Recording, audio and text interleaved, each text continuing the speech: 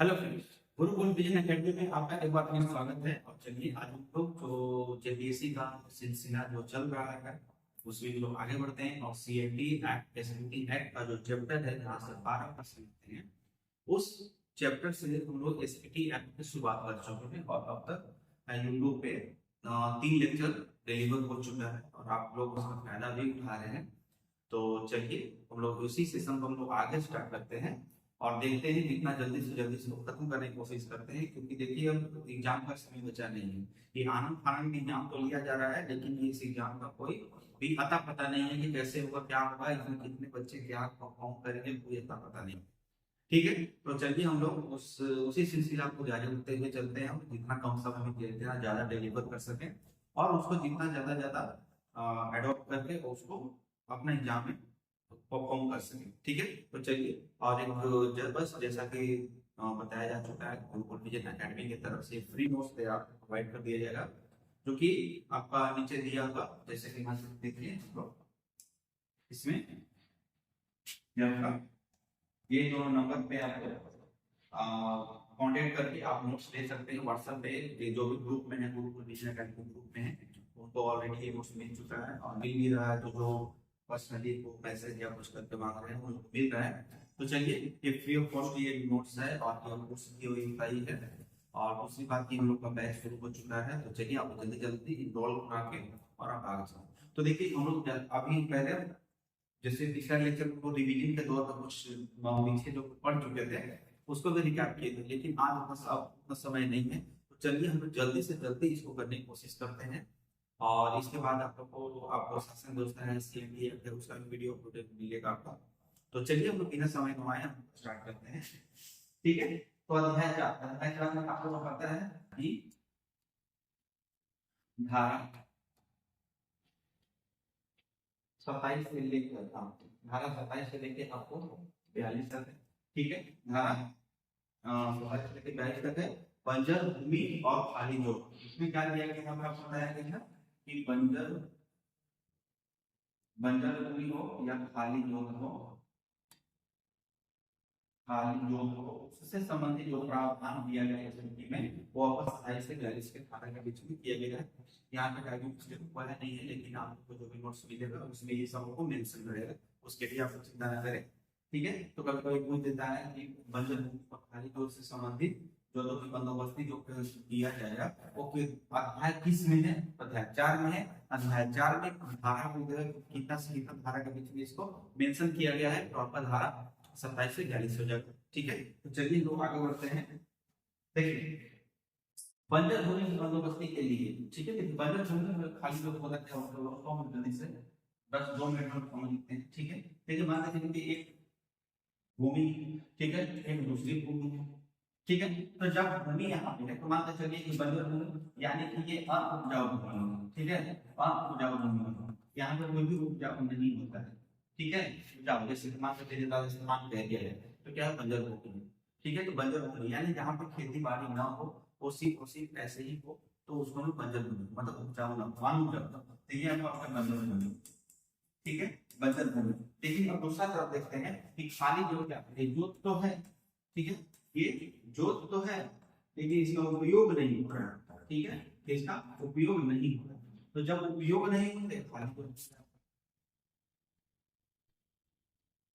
खाली जोत हो गया। ठीक है, खाली जोत हो गया। तो चलिए हम लोग अभी देखते हैं जो कुछ भी है इसका बंदोबस्ती कैसे होगा। मान लेते हैं कि ये दोनों माहौल का हो गया। ठीक है, तो इसका बंदोबस्ती कैसे होगा, बंदोबस्ती इसकी कैसे होगी, चलिए इसके बारे में हम पढ़ते हैं कि बंदोबस्ती कैसे होगी इसका। तो इसका बंदोबस्ती कैसे होगा उसी के बारे में पूरा चार बताया गया है। तो बस याद रखिएगा बंदोबस्ती और खाली जूत से संबंधित जो कुछ भी आए, अगर कॉन्सेप्ट काम न करे तो देख लीजिएगा 27 से 42 में कौन सा है। इनकेस 50-50 में आ जाए आपका क्वेश्चन तो इस तरीके से आपको देखिए उसको टिक आउट कीजिए। ठीक है, जैसे कि देखिए हम आगे बढ़ते हैं कि धारा 27, अब देख रहे हो धारा 27 में क्या बोला जाता है। देखिए बंजर भूमि की बंदोबस्ती के लिए, ठीक है, इसके बंदोबस्ती के लिए पट्टे की जारी किया जाएगा। ठीक है, यानी कि बंजर भूमि है और इसके बंदोबस्ती का पट्टा जारी किया जाएगा, किसके द्वारा किया जाएगा, तो हम लोग इसको लिखते हैं। ठीक है, तो बंजर भूमि और खाली जमीन के बारे में आप समझ लो क्या होता है। तो चलिए आपको देखते हैं बंजर भूमि धारा 27 में बंजर भूमि की बंदोबस्ती के लिए पट्टा दिया जाना है, वो किसके लिए दिया जाएगा इसके बारे में समझते हैं। देखिए इसकी 4 प्रतियां, ठीक है ना, इसकी कितनी 4 प्रतियां होंगी, जिसमें एक उपायुक्त को, एक किसको मिलेगा, देखिए एक उपायुक्त को मिलेगा, एक रैयत को मिलेगा, एक भूस्वामी को मिलेगा, ठीक है, स्वामी को मिलेगा और एक ग्राम प्रधान को मिलेगा, या रैयत उसका होगा से, ठीक है। ग्राम प्रधान, रैयत, भूस्वामी और उपायुक्त, इस सब के बारे में हम लोग पहला लेक्चर हम लोग डिस्कस कर चुके हैं, डेफिनेशन क्या होता है, ठीक है। तो भूस्वामी, भूस्वामी कौन होगा, जो जिसका भूमि होगा भूस्वामी होगा, ठीक है। तो चलिए अब इसमें क्या दिया गया है, 4 प्रतियां बंजर भूमि के बंदोबस्ती से एक पट्टा जारी किया जाएगा, वो पट्टा जारी किया जाएगा किसके द्वारा, तो उपायुक्त के द्वारा किया जाएगा।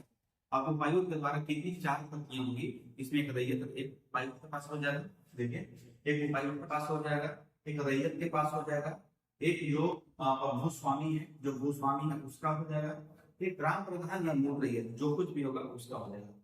तो चलिए अगर क्वेश्चन आ जाए बंजर भूमि की बंदोबस्ती के पट्टे जारी किया जाना और एसटीटी एक्ट के किस धारा में है, तो धारा 27 में, धारा 28 के बारे में देखते हैं कि बंजर भूमि या खाली जगह के बंदोबस्ती के लिए, ठीक है, अनुसरण किए जाने वाले सिद्धांत, क्या अनुसरण, कौन सा सिद्धांत उस पर लागू होगा, कैसे लागू होगा, उसके बारे में मान के चलिए एक बंजर भूमि है, खाली जगह है, ठीक है। तो आपका यहाँ पर दे रहा है कि खाली भूमि, बंजर भूमि, खाली भूमि बंदोबस्ती, जो इन दोनों का बंदोबस्ती होगा, ठीक है, जो बंदोबस्ती होगा उसका सिद्धांत क्या होगा, किस आधार पे किया जाएगा, कैसे किया जाएगा, उसके बारे में बताया गया। देखिए प्रत्येक रैयत की आवश्यकता तथा उनकी आवाज लायक बनाने, आवाज करने की क्षमता के अनुसार भूमि का उचित वितरण, ठीक है। मान के चलिए कि कोई एक ए व्यक्ति है और कोई बी व्यक्ति है, तो इन दोनों बंजर भूमि है, एक खाली होता है, ठीक है। तो इन दोनों को, इन दोनों मेहनत करके किस तरीके से आबाद करने लायक, मान लो बंजर भूमि है तो बंजर भूमि को वहां पे पेड़ लगाएगा, पौधा लगाएगा, वहां पे उसमें घास दिखाएगा, सूरजकुंड लगाएगा, ठीक है, और उसको उपजाऊ भूमि बना दिया। तो उपजाऊ भूमि बना दिया तो खाली जो है बंजर भूमि है, तो इसका बंटवारा कैसे होगा, किस रूप में होगा, मतलब कि कोई किया है तो उसको क्या देना चाहिए, ठीक है। इसके बारे में इसे बताया गया धारा 28। धारा 28 से क्या होगा, बंजर भूमि खाली के बंदोबस्त के में अनुसरण किया जाना, क्या अनुसरण किया जाएगा, भूमि का उचित वितरण कैसे होना चाहिए। मान लो चलिए कि ए इसको आबाद किया और बी आके उसको उस पे हक जमा लिया, पहले इसको देखेंगे कि किसका इसमें ज्यादा इंटरेस्ट है और किसके लिए ये होना चाहिए, ठीक है। तो उसी का सिद्धांत आपका धारा 28 में दिया गया। आगे देखते हैं लोग, देखिए ग्राम जनता, ठीक है, ग्राम जनता, ग्रामीण जनता जो होती है, ग्रामीण जनता कहते हैं, ग्रामीण जनता समाज या राज्य के प्रति, ठीक है, की गई सेवाओं में तुम कोई विशेष दावा करता है, ठीक है। तो उसका सिद्धांत में दोनों से पहला सिद्धांत का वही हो गया कि ग्रामीण जनता समाज या राज्य के प्रति कई सेवाओं को कोई विशेष दावा करता है, उसके उसको देखा जाएगा, ध्यान में रखा जाएगा। अगला आपका है रैयत की जमाबंदी, भूमि से बंजर भूमि का सानिध्य और साम्य क्या है, ठीक है। तो जब मान के चलिए कोई जो रैयत जो है वो जमाबंदी करता है, ठीक है,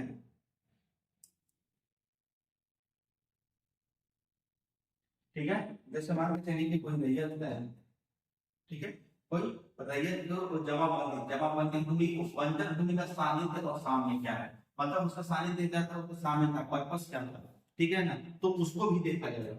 अगला क्या है, तीसरा आपको देखिए क्या दिया हुआ है,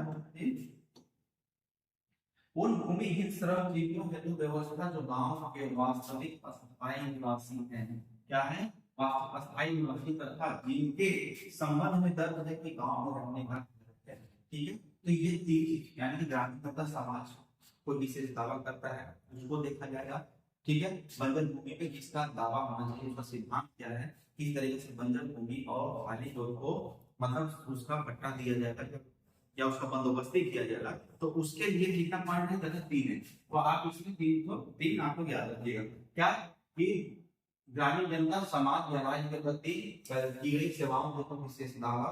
ठीक है, रैयत की जमाबंदी, भूमि से बंजर भूमि के सानिध्य और सामने क्या होना चाहिए, क्या होता है, भूमिहीन सरल जीवियों में तो, ठीक है, गांव के वास्तविक अस्थायी निवासी के बारे में बताया गया है, तो इसमें क्या होगा तो वो भी देखेंगे हम लोग।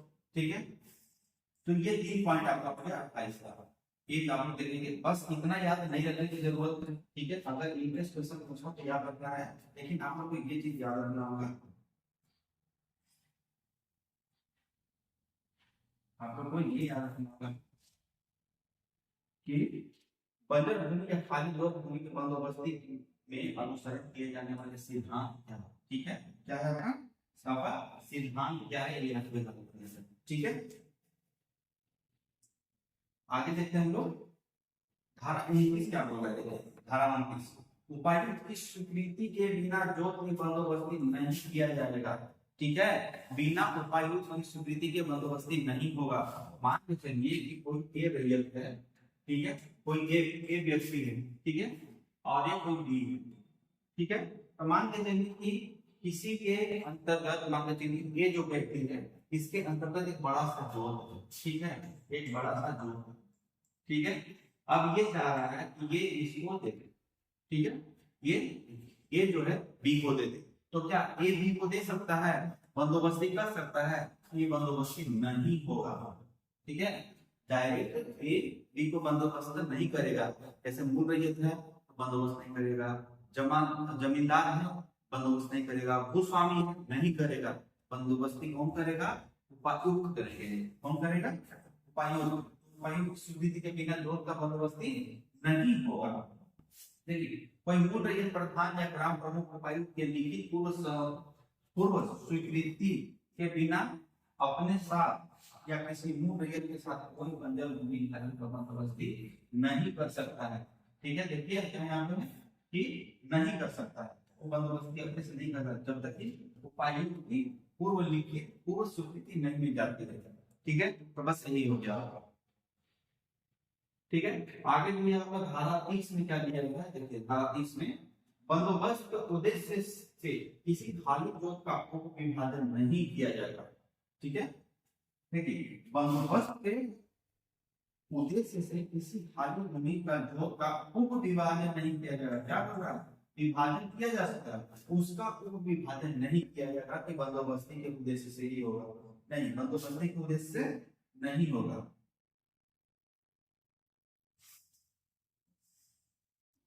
तो बंदोबस्ती का उद्देश्य इसमें क्या है कि जमींदार के संबंधित तथा उपायुक्त के अनुमोदन के बिना बंदोबस्ती का प्रयोजन के लिए, ठीक है, जो विभाजन नहीं किया जाएगा। मान के चलिए कि कोई ए व्यक्ति है, ए एक लैंड है, ठीक है, तो बंजर भूमि था, तो उपायुक्त क्या किए कि इसमें बंदोबस्ती करती है, ए का बंदोबस्ती हो जाता है। अब क्या होगा कि इसी लैंड का ए चाहता है जिसका उप विभाजन कर दे, ठीक है, फिर से बांट दे, तो ये विभाजन नहीं होगा। ठीक है, ये विभाजन नहीं होगा। याद रखिएगा, धारा 30 क्या बोलता है कि बंदोबस्ती के उद्देश्य से किसी खाली जगह का नहीं किया जाएगा। ठीक है, आगे देखते हैं हम लोग क्या बोलता है, 2 या 2 से अधिक ग्राम प्रधान सब मूल या भूस्वामी पर संयुक्त रूप से बंदोबस्त, मान के चलिए सब लोग देखिए,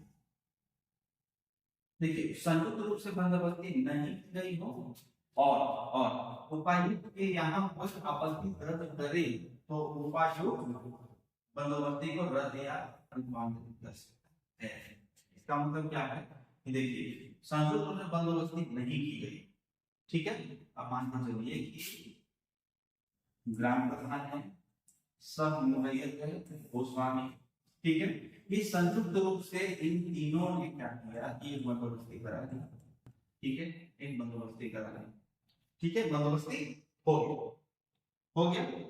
तो अब इनसे रिलेटेड जो भी कानून होगा वो कौन करेगा, उसका डिसीजन कौन करेगा, उपायुक्त करेगा। उपायुक्त मान लीजिए बंदोबस्ती का जो भी देखना जब तक कौन अब तक देखते हैं उपायुक्त कर रहा है, लेकिन यहाँ पे देखो संयुक्त रूप से कोई बंदोबस्ती नहीं की गई है, क्या बंदोबस्ती नहीं की गई है और उपायुक्त के यहाँ आपत्ति दर्ज किया गया, अभी तीनों मिलके आप कर रहे हैं, बोल रहे बंदोबस्ती हो गया, ठीक है, लेकिन इसका सीखा है आप क्या क्या आयु के पड़ती है, ठीक है, वायु करता। तो वायु को हमने देखने जा रहे हम तो किए नहीं, तो ये बंदोबस्ती हुआ कैसे, बंदोबस्ती तो उसको रद्द कर दिया जाएगा, ठीक है, यहाँ पर देखो आगे क्या है आपका धारा 32 दिया हुआ है।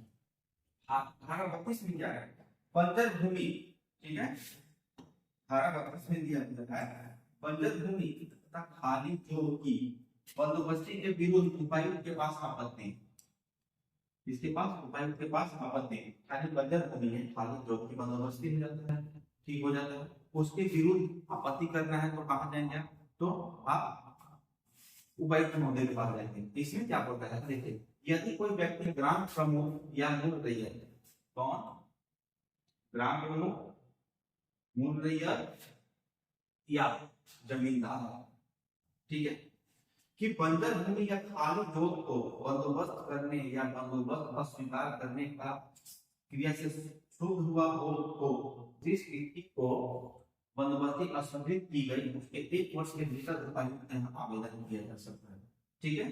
देखिए इसमें क्या है कि कोई भी बंदोबस्ती कर दिया गया, मान लीजिए कोई, ठीक है, ये क्या है कोई लैंड, ठीक है, लैंड बंदोबस्ती कर दिया गया, बंदोबस्ती गलत तरीके से कर दिया गया या किसी भी रूप में उसको बंदोबस्ती कर दिया जो कि अस्वीकार्य है, स्वीकार्य नहीं है, तो जब स्वीकार्य नहीं होगा तो इसका चैलेंज कहाँ किया जाएगा, उपायुक्त के यहाँ किया जाएगा। तो जब उपायुक्त महोदय के पास किया जाएगा तो ये कितना दिन के अंदर, 1 साल के अंदर आपको पड़ेगा, कितना दिन के अंदर, 1 साल के भीतर करना पड़ेगा, और इसके बाद बंदोबस्ती अस्वीकृत कर दी जाएगी,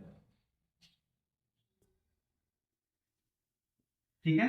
तो बस इसमें ज्यादा कुछ नहीं है, बस याद रखना है कि आप लोग याद करें धारा 32 क्या है, बंजर भूमि या खाली जोत की बंदोबस्ती के विरुद्ध उपायुक्त के पास आपत्ति, ठीक है, अगर कुछ देगा एसपीटी एक्ट 1949 के अंतर्गत निम्नलिखित में से किस धारा में बंजर भूमि तथा खाली जोत की बंदोबस्ती के विरुद्ध उपायुक्त के पास आपत्ति की जा सकती है, आपको लगा के आना है धारा 32, क्या लगा के आना है, धारा 32, इसी में ग्राम प्रमुख होगा, मूल रैयत होगा, जमींदार होगा, ये सब आपको नहीं पूछेगा, इससे पूछेगा कि किसी भी दी गई धारा 32 में क्या पूछ देगा कि धारा 32 में बंजर भूमि तथा खाली जगह की बंदोबस्ती के विरुद्ध उपायुक्त के पास आपत्ति, ठीक है, निम्न में से कितने दिनों के अंतर्गत किया जा सकता है, कितने दिन हो जाएगा, तो आपका 1 वर्ष के भीतर आपको करना पड़ेगा, ठीक है, 1 वर्ष के भीतर आपको करना पड़ेगा, आवेदन देना पड़ेगा। अब धारा 33 देखते हैं, धारा 33 क्या बोलते हैं, बंजर भूमि की बंदोबस्ती की रद्दी यदि 5 वर्ष के भीतर आवेदन की जाए तो, ठीक है, तो इसमें देखिए आपका क्या आ रहा है, देखिए इसमें क्या होगा, मान लीजिए कोई जॉब है, ठीक है, कोई जॉब है यहाँ, ठीक है, इसका बंदोबस्ती हो चुका है, ठीक है, इसका बंदोबस्त आपका हो चुका है, लेकिन अब क्या होता है कि इस लैंड का 5 साल तक, 5 साल तक कोई यूज ही नहीं हुआ, जब मान लो चलिए कि यूज नहीं होगा तो क्या वो भूमि ऐसे तो बंजर बन जाएगा, या तो बंजर बन जाएगा या तो मतलब खाली भी रह जाएगा। तो अब क्या होगा कि बंजर भूमि बंदोबस्ती तब अब क्या होगा, तो बंजर भूमि है 5 साल तक यूज नहीं हुआ, किसी के नाम पे बंदोबस्ती हो चुका है, तो अब कई प्रदेश का बंदोबस्ती होगा देता है, बोलेंगे कि अब हमारा बंदोबस्ती नहीं है, और क्या होगा 5 वर्ष के भीतर बात नहीं की गई हो, जब बंदी रही ग्राम प्रमुख, मूल रही जमींदार को पुनः बंदोबस्ती करने का अधिकार होगा, यानी कि इसका फिर से पुनः बंदोबस्ती होगा, ठीक है, पुनः बंदोबस्ती कर दिया जाएगा, ठीक है, पुनः बंदोबस्ती कर दिया जाएगा। तो ये आपका रूल पता है कि बताया गया है, क्या आपका धारा 33 में यही बताया गया। आगे देखते हैं हम लोग कि धारा 34 में क्या, तो धारा 34 में आपको बताया गया उपायुक्त द्वारा बंजर भूमि को जागीर स्थान, शमशान या कब्रिस्तान के लिए अलग करना। देखिए ये सब आपको बताया है, एसपीटी एक्ट लाने का उद्देश्य यही था कि आदिवासियों संथालियों का जो रीति रिवाज था उसको कंजर्व कर किया जा सके, बचाया जा सके ताकि विद्रोह ना हो। तो विद्रोह ना हो। आपको ही पता है कि जो संथाल होते हैं वो प्रकृति प्रेमी होती है। संथालों का जो या जनजातियों का मूलतः जो पर्व त्योहार होता है वो किससे रिलेटेड होता है? आपका रीति रिवाज से, आपका प्रकृति से रिलेटेड होता है। तो प्रकृति से रिलेटेड मूल और संस्कृति को बचाएगा। तो देखिए जाहिर था यानी जो पूजा स्थल होता है हम लोग का, जैसे सरना देवी का पूजा किया जाता है, ठीक है, आपका सरना देवी का पूजा हो गया, सरहुल पूजा किया जाता है, आपका जाहिर खान का पूजा किया जाता है और बड़की माई का पूजा किया जाता है। तो जब हम देखेंगे तो देखिए आपका जाहिर खान हो गया, शमशान हो गया और विश्राम हो गया। तो इन तीनों के लिए क्या करेगा उपायुक्त? जो बंजर भूमि है ना, बंजर भूमि में आपको ये सब करने के लिए आपको अलग बतेगा कि हाँ ठीक है, आप विश्राम बना सकते हैं, शमशान बना सकते हैं, आपका जाहिर खान बना सकते हैं। तो इसका कौन करेगा? आपका उपायुक्त करेंगे। उपायुक्त करेंगे। तो गांव में निवास करने वाले जो मुस्लिम रहेगा, ठीक है, या मूल रैयत की राय से, या देखिएगा सबका राय लेंगे, राय से गांव के बंजर भूमि का भाग इस अलग बढ़ सकता है। ठीक है, तो अगर जाहिर खान, शमशान, कब्रिस्तान अगर इससे रिलेटेड कोई क्वेश्चन आता है तो उसके लिए आप क्या करेंगे? धारा 34 में जाएंगे।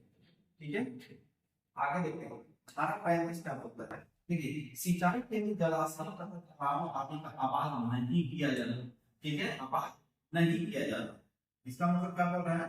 देखिए पहले पढ़ लेते हैं। बांध, अवहर तथा अन्य जलाशयों में जाए जिनका व्यवहार या तो बाढ़ से रक्षण कामों के लिए, ठीक है, या सिंचाई होने पीने के लिए किया जाता है, नदी बंदोबस्ती ग्राम प्रमुख तथा रैयतों या जमींदार की राय या उपायुक्त अनुमोदन के बिना नहीं किया जाएगा।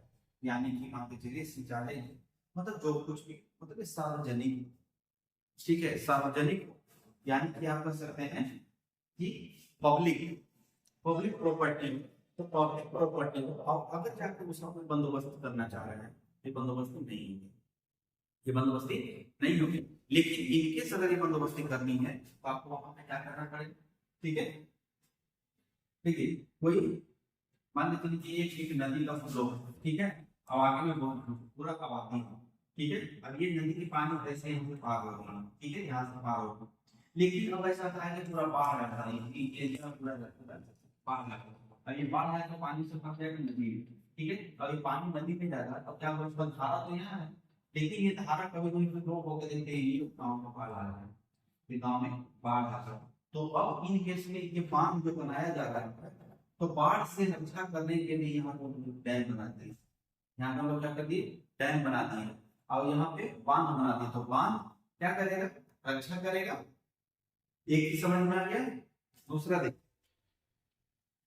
बांध आखिर पोखर बनाते हैं लोग, अन्य व्यवसाय जिनका व्यवहार बाढ़ से रक्षा करने के लिए हुए। अगला क्या है? सिंचाई, स्नान धोने या पीने का पानी है, इसकी बंदोबस्ती। जब इसका बंदोबस्त करना हो तब ग्राम प्रमुख तथा रैयतों या जमींदार की राय उपायुक्त के अनुमोदन के बिना नहीं किया जाएगा, यानी सबका अनुमोदन इसमें जरूरी है। ठीक है, सबका अनुमोदन जरूरी है।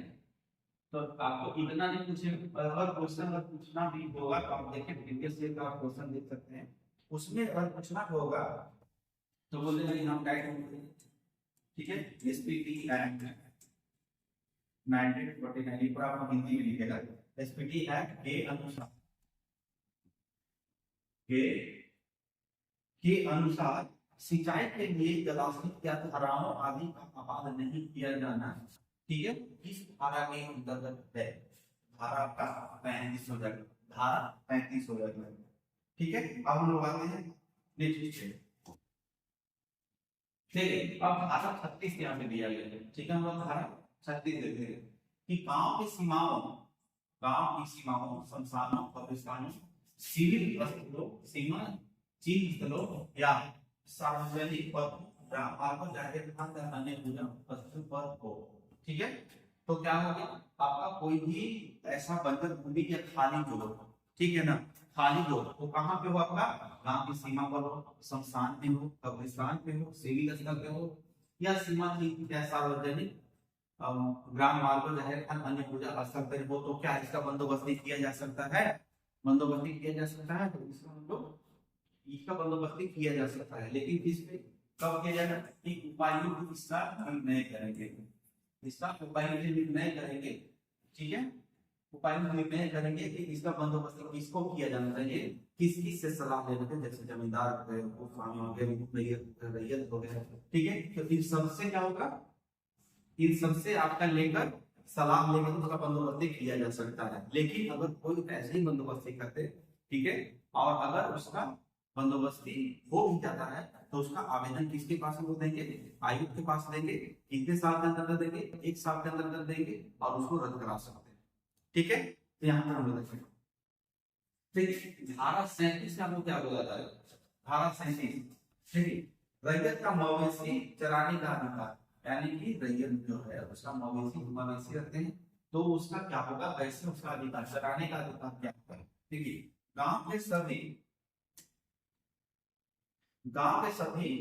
रैयतों को अभिलेख नाम की चरागाह उपायुक्त द्वारा चिन्हित संभाल परगना रेगुलेशन के अनुसार अलग की गई भूमि वन वृद्धि के लिए छोड़ी गई भूमि में अपने मवेशी का चराने का अधिकार होगा, ठीक है। यानी कि चिन्हित किया गया है, मान के चलिए कि मवेशी चराने का अधिकार सभी को दिया जाता है, बस इतना याद रखिए। अगर कुछ देखा तो कहाँ होगा, मान के चलिए गांव में सभी रैयत के पास अभिलेखित चारागाह, मान के चलिए कितना बड़ा जोत है, उसमें मतलब है कि ये आपका चारागाह, ये आपका चारागाह होगा, इतना एरिया जो आपका चारागाह होगा।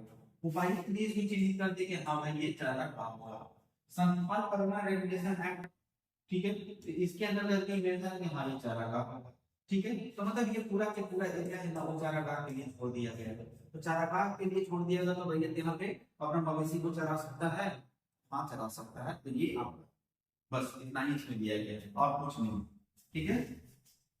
आगे क्या है, चारा आबाद नहीं किया जा सकता है, आबाद नहीं किया जा सकता। मान के चलिए जो चारागाह का अधिकार है, और मान के चलिए ये वाला एरिया जो है या ये वाला एरिया जो है तो चारागाह के लिए कर दिया गया, क्या इस चारागाह का बंदोबस्ती होगा, तो नहीं होगा, ठीक है, नहीं होगा। करना होगा तो उसके पीछे क्या लॉजिक है, कैसे होगा देखिए। यदि चराई के लिए फांसी क्षेत्र गांव के दूर रकबे के 5% से कम हो, मान के चलिए कि मान लीजिए कि ये रकबा है हमारा, ये कितना है आपका 100%, कितना है 100%, ठीक है। और जो अभिलेखांकित यानी उपायुक्त महोदय जो भी चारागाह के लिए जो दिए हुए हैं, ठीक है, मतलब कि अधिकार दिया हुआ है, ये 100% है, ये 5%, ठीक है।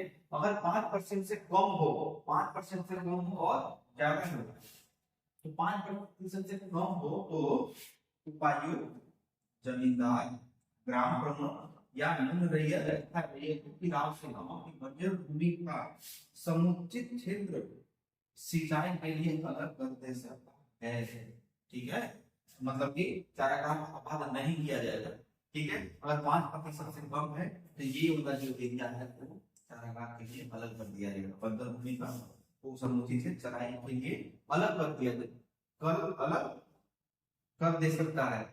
और कौन करेंगे, उपायुक्त करेगा, उनका बंदोबस्ती नहीं, ठीक है।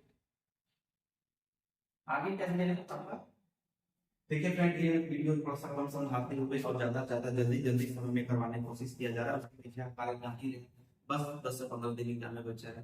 तो मेरा कोशिश यही है कि जल्दी से जल्दी इसको करा दें।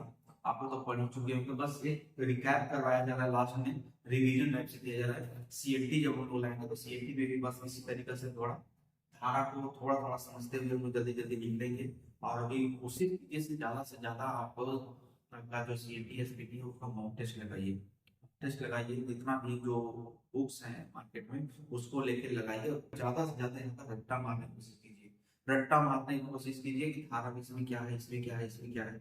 और उसी में जब जो हम लोग जो हम बना रहे हैं, या मान के चलिए कि यूट्यूब पे आपको बहुत सारा वीडियो मिल रहा है, उस वीडियो का समझ के थोड़ा कॉन्सेप्ट आप लीजिए, समझने की कोशिश कीजिए, आप बुक से रटने का कोशिश कीजिए। इससे क्या होगा कि कम समय में ज्यादा आउटपुट मिल जाएगा, ठीक है। शायद लोगों को ये मेरा कॉन्सेप्ट है शायद गलत लग रहा होगा, लेकिन जहां तक मेरा एक्सपीरियंस में आता है कि आप लोग अभी यूट्यूब को 2x पे कोशिश कीजिए, 1.75 पे 2x पे कर उसको स्पीड में देखिए, और साथ ही साथ आप पढ़ते भी रहिए, बुक भी उठा कर देखते रहिए। उसमें क्या होगा ये डबल कोऑर्डिनेशन बहुत आपका ज्यादा से ज्यादा समझ सकते हैं। ठीक है, तो वीडियो फास्ट बनाने के पीछे मेरा उद्देश्य यही है कि आप बस इसको समझ सकते हैं। ठीक है, धारा क्या बोलता है, रैयतों को अपने जोतों से भूमियों में पोखर इत्यादि खोदने का अधिकार। ठीक है, यानी कि रैयतों को अपने जोतों से भी, मान के चलिए एक रैयत है, उसका जोत इतना है। ठीक है, अब इतना एक खाली जोत है। ठीक है, तो क्या कोई भी रैयत है तो इसका खुदाई कर सकता है कि नहीं, इसका खुदाई कर सकता है कि नहीं, इसका धारा कितना दिया गया आपका 39 में दिया गया। जैसे देखिए, जमींदार की अनुमति से रैयत अपने जोतों से भिन्न भूमियों में पोखर जलाशय हो सकते हैं। वे जमींदार के साथ किए गए प्रबंध के अनुसार उनकी मछली उसमें अन्य उत्पादन उनमें, ठीक है, वो हो सकता है। यानी कि मान के चलिए इसके वकील देखने में ये देखिए, कोई ये जोड़ है, ये जोड़ हो जा रहा है, कोई रैयत का जो एक जोड़ होना चाहिए, इतना जोड़ आपका किसी रैयत का है, ये रैयत का है। ठीक है, अब वो चाहता है ये जो एरिया है ना, ये वाला जो एरिया है, इसमें भी लोग क्या करना चाहता है कि उसमें खुदाई करके अपना जीवन यापन करने के लिए कुछ काम कर सकता है। तो बोल सकता, तो यहाँ पर देखिए जमींदार के साथ किया गया, ठीक है, इसके साथ जमींदार के साथ एक प्रबंध किया गया है। अब इस प्रबंध के अनुसार क्या है, इसमें तालाब को खोल सकता है, तालाब खोल दिया। अब इसमें क्या है, वो मछली पालन कर सकता है। ठीक है, उसमें आपका झींगा पालन कर सकता है। ठीक है, उसमें आपका जो कुछ भी पानी से पानी जो भी कुछ भी है वो कर सकता है। पानी उत्पादन का जो भी आ जाएगा उसमें देखिए मछलियों को पा सकता है और उसको उपभोग कर सकता है। तो ये इसलिए दिया गया है धारा 40 में। ठीक है, यानी जो मतलब रैयत जो है अपना मतलब कि अपना जोत के सिवाय भी अगर किसी वहां पे अलग अलग कोई भूमि है उसमें और अपना उत्पादन के लिए या अपने उपभोग के लिए यूज कर सकता है, तो जमींदार से उसको क्या करवाना पड़ेगा, उसको जमींदार से प्रबंध यानी कि प्रबंध करवाना पड़ेगा कि हाँ इसको करना चाहते हैं। जमींदार उसको अनुमति देगा और अनुमति देने के बाद उसको कर सकता है, खोल के उसमें मछली पालन कर सकता है, अन्य उत्पादन कर सकता है। आगे आता है धारा 40 में, धारा 40 खास तौर पर संबंधी रैयत का मत्स्य अधिकार हस्तक्षेप नहीं करना। ठीक है, मतलब कि रैयत का संबंधी रैयत के मत्स्य अधिकारों में हस्तक्षेप नहीं है। खास तौर का मतलब आपको जानी है, खास के खास होकर जहां पे क्या होगा, कोई आपका लैंडलॉर्ड नहीं हो। ठीक है, ठीक है, खास खास ग्राम में खास होकर इसका जहां पे ग्राम प्रधान भी नहीं हो, कोई लैंड लॉर्ड भी नहीं हो, तो उसमें से कम होते हैं, खास ग्राम होते हैं। और उसी खास ग्राम यानी जिसमें किसी का अधिकार नहीं हो उसको हम खास होकर बोलेंगे। तो खास होकर संबंधी रहित मत से अगर खास होकर है कुछ, तो यदि किसी व्यक्ति किसी पोखर अन्य जलाशय में मछली मारने के अधिकार हो तो जमींदार या भूस्वामी मूल रैयत के अधिकार से नहीं करेगा। एक सपोज कीजिए कि एक जो, ठीक है, एक तालाब है, एक तालाब, अब इसमें किसी का राइट नहीं है, किसी का राइट नहीं है, तो अगर इसका कोई रैयत समझ में पालन कर सकता है या कोई भी उसका उपभोग कर सकता है तो उसमें उसको कोई रोक नहीं सकता है। बस यही कॉन्सेप्ट, ज्यादा नहीं होगा। धारा 40 यानी बस खास होकर, जैसे ही यार खास होकर है उसमें कोई मतलब किसी का अधिकार रैयत का हो सकता है, हाँ होगा, उसका कोई विरोध कर सकता है तो नहीं कर सकता है। क्यों? क्योंकि वो खास है, किसी का नहीं है तो उसको वो कर सकता है। आगे देखते हैं तो धारा 41 किसी पहाड़िया गांव के खाली होल्डिंग तथा बंजर भूमि का गैर पहाड़िया के साथ बंदोबस्त नहीं किया जाएगा। बस अपना ही याद रखिए कि कोई पहाड़िया नहीं है, याद है पहाड़िया विद्रोह हुआ था, संथाल से पहले पहाड़िया विद्रोह हुआ था, तो पहाड़िया विद्रोह हुआ था और उसी को रोकने के लिए, उसी को पहाड़िया जनजाति को अल्पसंख्यक बनाने के लिए अंग्रेजों ने संथालों का वहां प्रवेश कराया, संथालों को बसाया संथाल में। तो बस इतना था कि कोई भी बंजर भूमि, ये बंजर भूमि, ठीक है, ये बंजर भूमि है। अब इसमें पहाड़िया जनजाति का कोई भी इसमें अधिकार है या बोलिए या अगल बगल जो भी है क्षेत्र ये ठीक है। तो कोई बंदोबस्ती करना है, कोई बंजर भूमि है, तो इसका बंदोबस्त सिर्फ और सिर्फ पहाड़िया जनजाति का ही होगा, इसमें किसी गैर पहाड़िया का नहीं होगा। ठीक है, चाहे कोई भी रहे, गैर पहाड़िया का नहीं होगा, बस इतना ही याद रखना है। ठीक है, आगे देखते हैं हम लोग धारा 42। धारा 42 में उस व्यक्ति को बेदखल करना जो किसी भूमि के अनाधिकृत पूर्ण दखल में हो। ठीक है, अनाधिकृत पूर्ण दखल में हो। इसका मतलब क्या है, उपायुक्त अपनी इच्छा से या प्राप्त आवेदन के आधार पर किसी व्यक्ति को कर सकता है जिसमें विधि का उल्लंघन करके किसी भूमि प्रवेश या कोई उसको कब्जा किया हो। डेढ़ सौ फुट के लिए यह एक भूमि है। ठीक है, कोई ये व्यक्ति है, अब क्या ये दबंग व्यक्ति है, अब दबंग व्यक्ति का क्या किया कि ये जगह बंधन भूमि है या खाली जो है, इस पे जाके ये अधिकार कर दिया, अधिकार कर दिया, लेकिन ये इसका अधिकार में नहीं है, न इसका बंदोबस्त किया हुआ है। तो कोई आदमी है तो जाकर भाई को क्या कर देता है, एक आवेदन दे देता है कि ये जो लैंड है, ये जो है वो अपना अनाधिकार कर लिया है, यानी कब्जा कर लिया। तो कब्जा कर लिया है तो इसको कौन हटाएंगे, तो डीसी महोदय इसको हटाएंगे वहां से। ठीक है, वहां पे देखिए अब क्या हुआ, वो अध्याय 5 पढ़ेंगे। ठीक है, अध्याय 5 हम पढ़ेंगे जिसमें लगान का जिक्र किया गया, जिसमें लगान का जिक्र किया गया है। अब इसमें अगर धारा देखें हम लोग, ठीक है, धारा हम लोग 42 तक पढ़ चुके हैं, 43 से लेकर 52 तक का एक धारा इसमें दिया हुआ है। ठीक है, सॉरी 52 नहीं है, 53 होगा। ठीक है, तो 43 से लेकर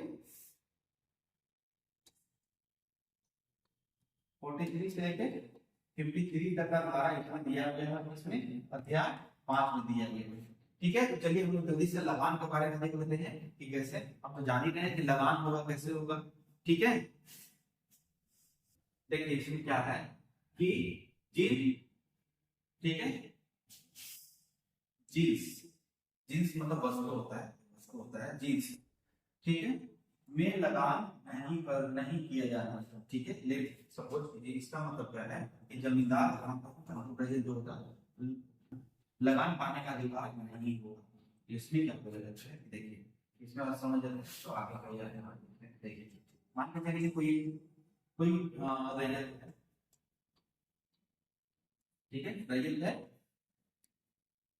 ठीक है, तो उस पर टैक्स लगाया जाता है, यानी लगा देना है उसको। ठीक है, तो क्या करेगा, वो ले जाके मान के चलिए कि जो तहसीलदार का जो ऑफिस है, जमींदार का है, या कुछ कहीं भी उसको टैक्स लेना है, अब ले जाके वो एक बार तो धान नहीं गिरा देगा। जींस मतलब क्या होगा, वस्तु, तो धान तो ले जाके नहीं दे देगा, गेहूं ले जाके नहीं दे देगा। ठीक है, तो वही बोल रहा है, जींस के रूप में आप लगान नहीं दे सकते, उसके बदले में आपको पैसा देना होगा, टैक्स देना होगा, टैक्स के रूप में आपको पैसा देना होगा, जींस नहीं देंगे। तो वही बोला, जिस वस्तु में लगान नहीं वसूल किया जा रहा है, ठीक है, यानी कि वस्तु के रूप में लगान नहीं किया जाएगा। ठीक है, बस इसमें यही किया जाएगा। ठीक है, कि आपका नोटिस ज्यादा लगान पाने का अधिकार तो होगा, लेकिन आप उसको जींस में नहीं, अब इसका ये मौद्रिक में देंगे। ठीक है, ठीक है, मौद्रिक मूल्य देंगे आप। मौद्रिक मूल्य का मतलब रुपया में पैसा में दे सकते हैं। धारा 44 में क्या पूरा होता है, हस्तांतरण की सूचना के अभाव में भूतपूर्व भूस्वामी या मूल रैयत को दिए गए लगान के लिए रैयत, ग्राम प्रधान और मूल रैयत भूस्वामी या मूल रैयत के हित में अंतरिक्ति का जवाब नहीं।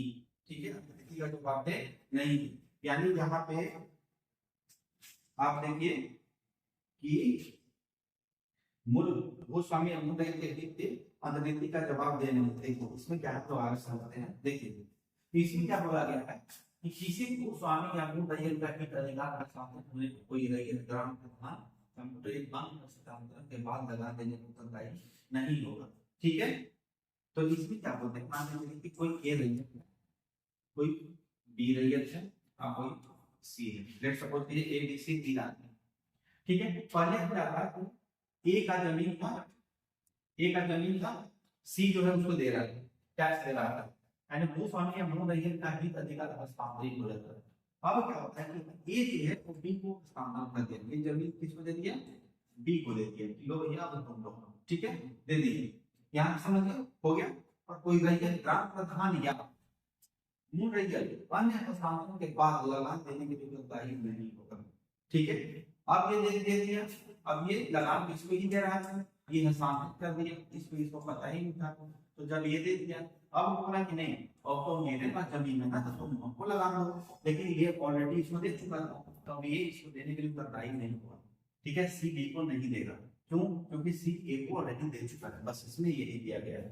तो इसी का देखिए अब पढ़िए यहाँ पर क्या दिया, ये हस्तांतरण की सूचना के अभाव में, क्योंकि हस्तांतरण ए बी को कर दिया तो सी को तो ये सूचना नहीं दिया ना, तो हस्तांतरण की सूचना का अभाव है, यानी सी के पास क्या है, सूचना का अभाव है कि जो कुछ भी दिया ए और बी अपना सेटलमेंट से दिए, सी को पता ही नहीं, अभाव में खुद भूस्वामी या मूल रैयत को दिए गए लगान के लिए रैयत ग्राम प्रधान या मूल रैयत भूस्वामी या रैयत के अंतरिक्ति का जवाब दे नहीं होगा, यानी कि ये जवाब दे ए नहीं होगा, आपका बी, ए बी आप दोनों के दो समझो क्या है नहीं है, उससे क्या मतलब, तो बस यही बोला गया है।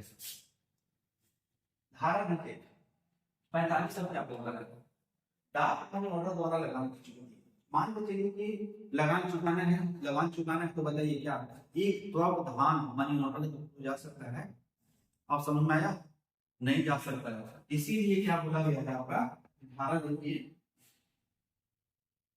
धारा 45 में क्या बोला है, जींस के रूप में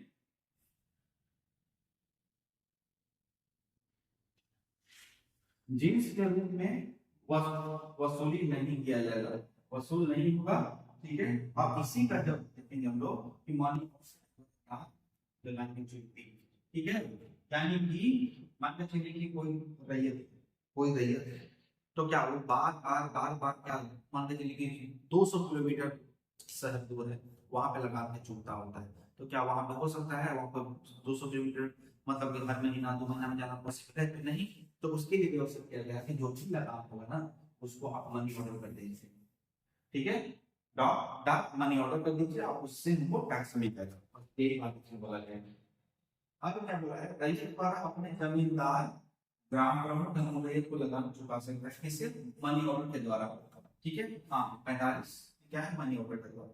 अब धारा 46 में क्या बोला गया है, देखिए प्रत्येक रैयत के लगान का लेखा रखना अनिवार्य है, ठीक है, प्रत्येक जो रैयत है उसका लगान का लेखा रखना अनिवार्य कर दिया गया है, ऐसा नहीं कि ए जो है वो 100 रुपीज दे दिया और बी को याद ही नहीं कि 100 रुपीज दिया है, ठीक है, तो नहीं उसका लेखा जोखा रखना पड़ेगा, ठीक है, तो उसका लेखा जोखा रखना पड़ेगा। मान लीजिए चलिए कि तहसीलदार के ऑफिस में जाके वो क्या कर दिया, लगान दे दिया, तो जब लगान दे दिया तो क्या उसका लेखा जोखा रखा है कि नहीं, तो हाँ लेखा जोखा रखेगा, उसी के बारे में बता दिए हैं, ठीक है, रकम बकाया जो भी बिल स्लिप काट के देगा वो रखेगा, लगान और उसके ब्याज के लिए रसीद, तो देखिए जब एक रैयत है तो लेखा अनिवार्य कर दिया, लगान तो दे दिया ये, और जब लगान दे देगा तो क्या उसको उसके लिए रसीद उसको मिलेगा कि नहीं, तो हाँ उसका ब्याज का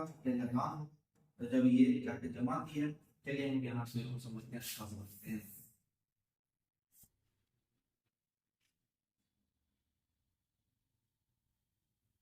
मान लीजिए ये नाम का व्यक्ति है, ठीक है, मान लीजिए कि ये कोई व्यक्ति है, वो क्या किया जाके लगान दे दिया,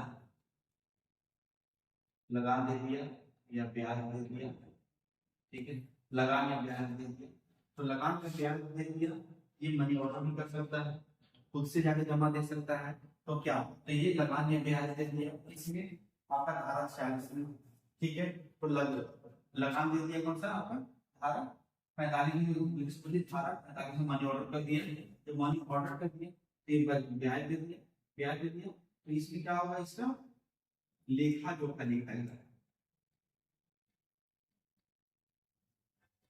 इसका लेखा जोखा होगा। अब ये जब लेखा जोखा होगा, जब लेखा जोखा होगा तो इसका एक रिसीप्ट बनेगा, ठीक है, यानी कि क्या होगा आपका रिसीप्ट बनेगा, रिसीप्ट बनेगा यानी कि रसीद उसको देना पड़ेगा,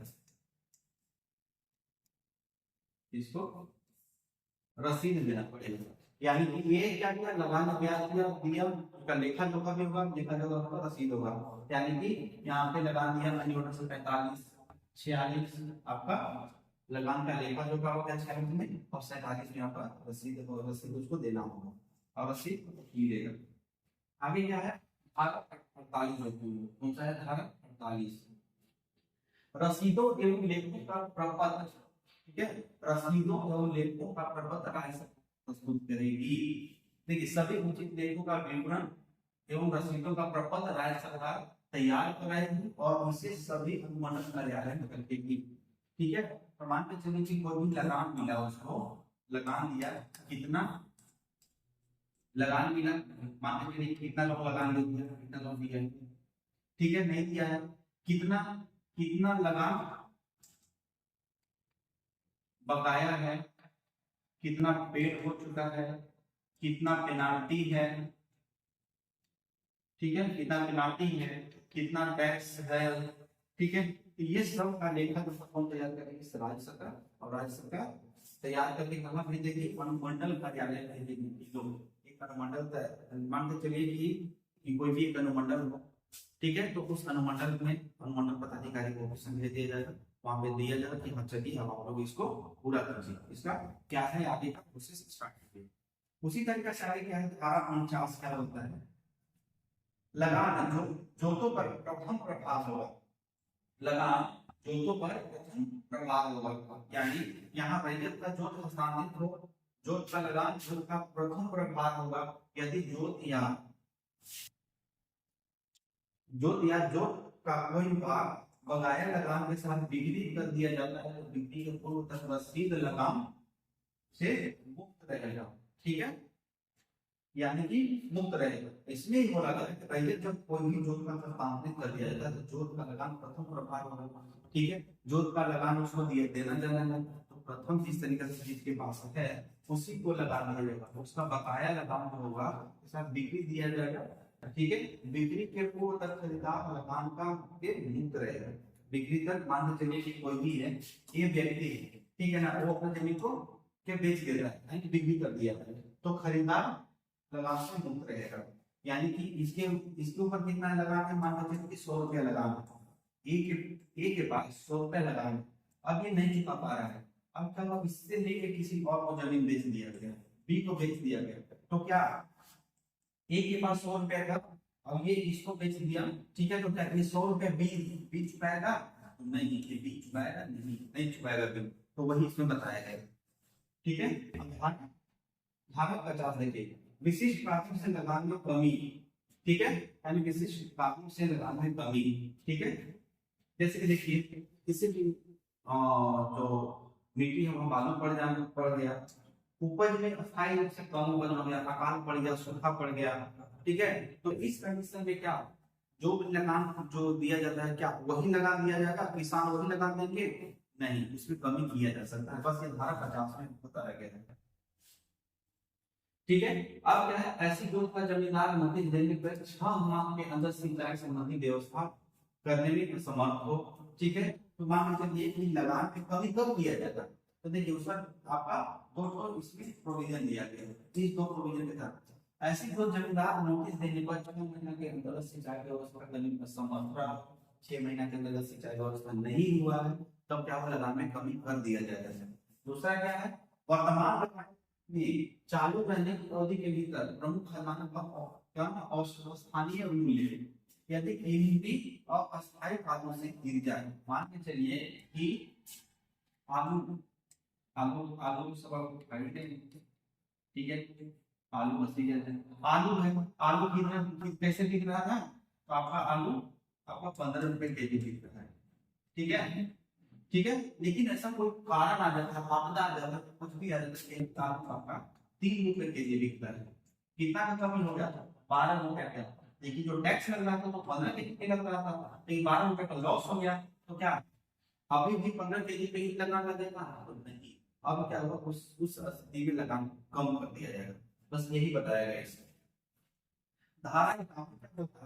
लगान कमी की अवधि, लगान कमी की अवधि कितना होगा, देखिए तब तक नहीं दी जाएगी जब तक संभाग पर बंदोबस्ती विधि लगान, ठीक है, लगान की सूची प्रकाशित नहीं की जाती है, यानी लगान की अवधि कब तक रहेगा, तो बंदोबस्ती विनियम जो है लगान की सूची अगली सूची जारी नहीं हो जाती। मान के चलिए कि अभी कितना था 15 रुपए था, तो इसी से ऑलरेडी सूची बनी हुई है, ठीक है। लेकिन अब क्या होता है, लगान कम करना है, किस पे करना है, 3 रुपए पे, तो एक नई सूची बनेगी, ठीक है। तो नई सूची बनी, जब तक ये सूची नहीं बन जाती तब तक लगान नहीं देता, बस यही। धारा 52 क्या बोल रहा है, दे लगान के अतिरिक्त वसूली व जमींदार को दंड, कितना, 500 रुपए दंड दिया जाएगा, साधारण कैद की सजा दिया जाएगा, 500 रुपए दंड का दंड या दोनों। मान के चलिए कि दे लगान के अतिरिक्त, मान के चलिए लगान की वसूली करना है 50 रुपये करना है, 50 रुपए करना है। अब उसी में क्या हो जाता है कि जमींदार क्या होता है कि जबरदस्ती या किसी तरीके से 50 रुपए की जगह 500 रुपए लगान ले लेता है, 500 रुपए लगान ले लेता है, 1000 लगान ले लेता है, ठीक है।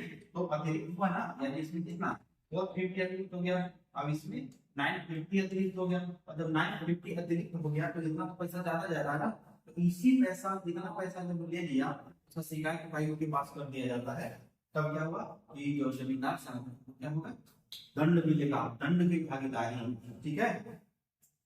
तो दंड की भागीदारी में 6 महीना तक आपका जेल हो सकता है, कैद हो सकते हैं, या 500 रुपया अर्थदंड लगा के छोड़ दिया जाएगा, या यानी दोनों, यानी 3 प्रावधान। तो ये किस में दिया गया, धारा 52 में दिया गया। अब आप हम लोग आगे बढ़ते हैं, देखिए धारा 53 पढ़ते हैं। तो धारा देखिए अध्याय 6 में बस एक ही धारा है, कितना है, एक ही धारा। इसमें क्या है, कतिपय प्रयोजनों के लिए भूस्वामी द्वारा भूमि का अर्जन, ठीक है ना, कतिपय प्रयोजन, मतलब किसी प्रयोजन के लिए भूस्वामी द्वारा भूमि का अर्जन कैसे किया जाए, तो क्या किया जाए उसके बारे में। भवन निर्माण तथा, देखिए भवन निर्माण तथा अन्य प्रयोजनों के लिए भूस्वामी द्वारा भूमि का अर्जन, यदि भूस्वामी जनहित में कोई निर्माण कार्य करना चाहे और उस पर ग्रामवासियों का समान अधिकार होगा, लेकिन इसके लिए पहले की अनुमति लेनी होगी। एक समझते हैं कोई जमींदार, ठीक है ना, तो ये क्या होगा कि भूस्वामी है, भूस्वामी है, ठीक है, कोई एक भूमि है, मान के चलिए कोई भी ले सकते हैं कि ये भूमि है, ठीक है। तो ये भूमि है, तो इसमें क्या होता है कि जो भूस्वामी है या वहां पर जमींदार है या कोई भी हो, मतलब लैंडलॉर्ड है, मान लीजिए भूस्वामी कोई नहीं है, इस पे कोई एक स्कूल बनाना चाहता है, इसमें स्कूल बनाना चाहता है, इसमें स्कूल जब बनाना चाहेंगे तो उसमें क्या होगा, ग्रामवासियों का समान अधिकार होगा कि नहीं, सभी के बच्चे यहाँ पढ़ने जाएंगे, ठीक है, सभी के बच्चे यहाँ पढ़ने जाएंगे, आएंगे बच्चे, ठीक है। तो क्या बोल रहा है कि सबका मूल अधिकार होगा। मान के चलिए कि यहाँ पे कुआं बना दिया, एक यही है, यहाँ पे कुआं बना दिया, ठीक है, अस्पताल बना दिया, ठीक है, अस्पताल बना दिया, तो देखिए सबका हक है, तो हाँ ऐसा भूस्वामी कर सकते हैं, लेकिन कर सकते हैं किस क्या, तो उपायुक्त का अनुमति लेगा तब, ठीक है, उपायुक्त का अनुमति लेगा तब। तो चलिए फ्रेंड हम लोग इसे सब यहाँ पे रोकते हैं, और इसके आगे का जो प्रक्रिया है, न्यायिक प्रक्रिया है अध्याय 7 में, हम लोग उसको हम जल्दी इसी में हो सकता है कि इसी वीडियो में आप लोगों को आगे देखने को मिल सकता है, या नहीं होगा तो देखते हैं। 7, 8, 9 3 बज रहा है, उसके लिए एक सेपरेट वीडियो बनाकर आप लोगों को आज ही अपलोड कर दिया जाएगा, ठीक है।